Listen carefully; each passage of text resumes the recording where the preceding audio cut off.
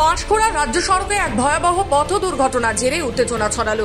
রবিবার সকাল নাগাদ ওই রাজ্য সড়কে দুটি বাইকের মুখোমুখি সংঘর্ষে 4 জন রাস্তায় ছিটকে পড়েন। স্থানীয় বাসিন্দারা আহতদের দ্রুত উদ্ধার করে দাসপুর গ্রামীণ হাসপাতালে নিয়ে যায়।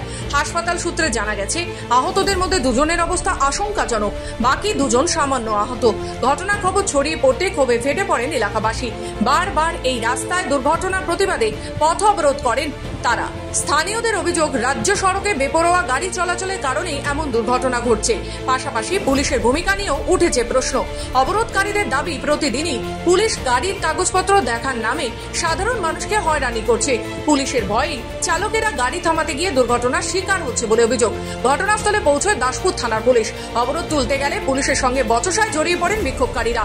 পরে পুলিশের হস্তক্ষেপে অবরোধ তুলে দেওয়া হলেও উত্তেজনা ছড়ায় এলাকায়। পুলিশ জানিয়েছে, ঘটনাস্থল থেকে কয়েকজনকে আটক করা হয়েছে। তবে অবরোধকারীদের দাবি ভিত্তিহীন বলে পুলিশ সূত্রে জানানো হয়েছে।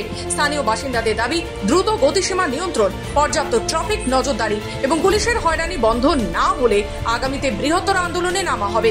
পথ দুর্ঘটনার জেরে দীর্ঘক্ষণ বন্ধ থাকে যান চলাচল, ভোগান্তিতে পড়ে সাধারণ মানুষ।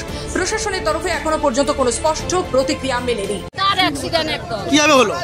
কিভাবে ওই পুলিশ পয়সা নেবে বলে ঘেরতে আসছিল, আসতে যেতে তারপরে দেখুন ওই ওরা আবার ঘুরে পালিয়ে আসবে করছে, আবার পুলিশ ছুটে আসছে ওদের পিছনে, তখনই অ্যাক্সিডেন্টটা হলো।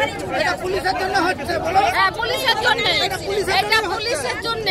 পুলিশ গাড়িটা যখন ওখান থেকে বাইকটা ওদিক থেকে একটা এসেছিল, এরা থেকে একটা বাইক এসেছিল, এই বাইকটাকে ধরার জন্য একটা পুলিশ কষ্টভাবে ধরার জন্য চেষ্টা করছিল, আর ওধারে বাইকটাকে ও তোড়া করে আসছিল।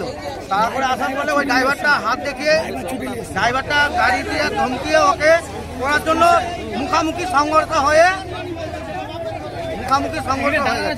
পশ্চিম মেদিনীপুর থেকে শান্তনু পানের রিপোর্ট, খবর বাংলা।